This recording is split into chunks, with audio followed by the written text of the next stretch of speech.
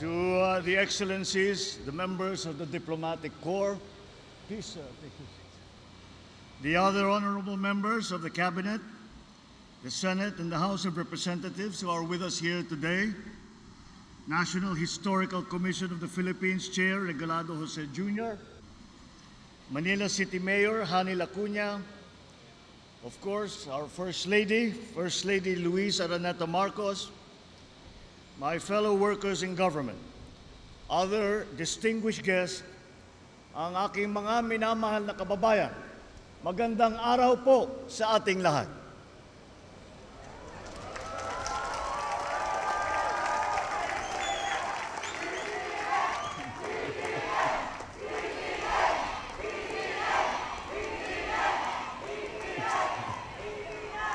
Isang 127 taon ang nakalipas na nang itinaas ang ating bandila sa Kawit, Cavite. Ngunit, bago pa man dumating ang araw na iyon, maraming buhay ang naialay, pamilyang nagkawalay, at kinabukasang nasira, makamit lamang ang kasarinlan. Sina Jose Rizal, Andres Bonifacio, Apolinario Mabini, Padre Gomez, Padre Burgos, Padre Zamora, Graciano Lopez Jaena, Emilio Aguinaldo, Melchora Aquino, at libo-libo bayaning Pilipino na hindi napapangalanan. Sila ang mga Pilipinong nag-alay ng pawis, dugo at pangarap upang makamtan natin ang kalayaang ating tinatamasa. Mula sa kanilang sakripisyo, unti-unting umusbong ang Republika ng Pilipinas. Ngunit sa batang edad ng kasaysayan ng ating bansa, hinarap natin ang hamon ng digmaang pandaigdig, ang krisis sa langis, ang globalisasyon. Sa harap ng lahat ng mga hamon na ito, unti-unting lumakas at naging isang ang ating bansa. Pinagtibay ng apoy, ng sakripisyo at ng luha. Ngayon, malaya nating na ipapahayag ang ating saloobin nang walang kinakatakutan at malayang nagagawa ang naisin na walang iniiwasan. Dahil sa bagong Pilipinas, hindi kasalanan ang pagbibigay ng opinyon at lalong hindi mali ang kritisismo. Bagkus ito ang nagbibigay buhay at kinang sa ating demokrasya. Ngunit ang kalayaan at ang demokrasya, tulad ng pag-ibig sa tinubuang lupa, kailangang inaalagaan, binabantayan at ipinaglalaban. Dahil ang totoong kalaban ng kalayaan ay ang pagiging manhid.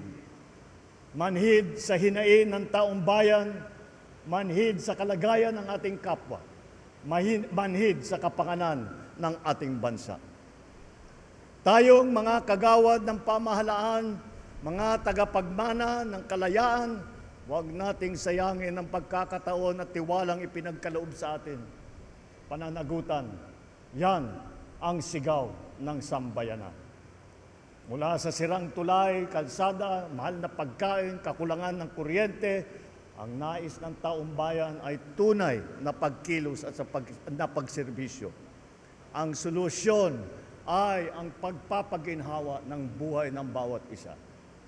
Bilisan ang pagtugon sa mga ngailangan ng ating mga kababayan, taasan ang kalidad ng serbisyo at iwasto ang ating pagkukulang.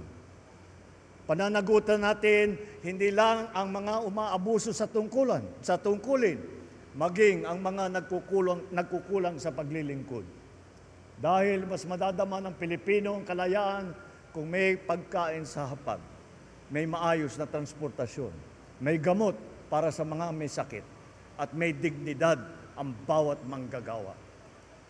At sa mga kapwa kong Pilipino, patuloy natin ipaglaban ang ating kasarinlan. Huwag natin kakalimutan na ang kalayaan ay hindi binibigay. If we look at what is happening around the world today, freedom is fleeting.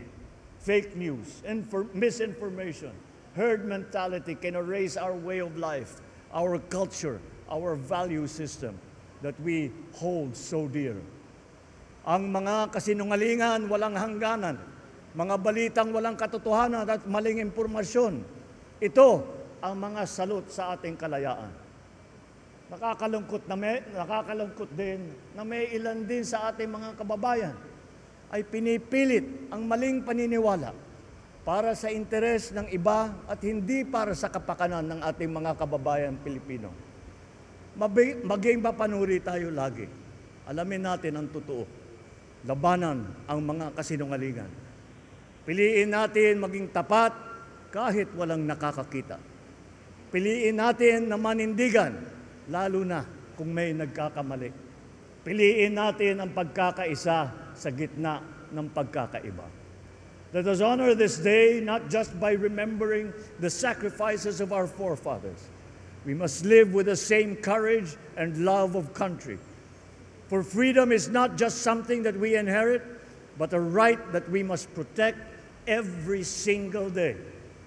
Kaya ngayong araw, habang ipinagdiriwang natin ang ating kalayaan, lalo natin paigtingin ang pagmamahal at paglilingkod sa ating minamahal na Pilipinas. Nasa ating kamay ang kapangyarihan na bumuo ng bagong Pilipinas na maaari nating ipamana sa ating mga anak at sa kanilang mga anak. Maraming salamat po. Mabuhay ang ating mga bayani, mabuhay ang sambayanang Pilipinos, at mabuhay ang bagong Pilipinas na ating araw-araw na ipinipili. Magandang umaga po sa inyong lahat.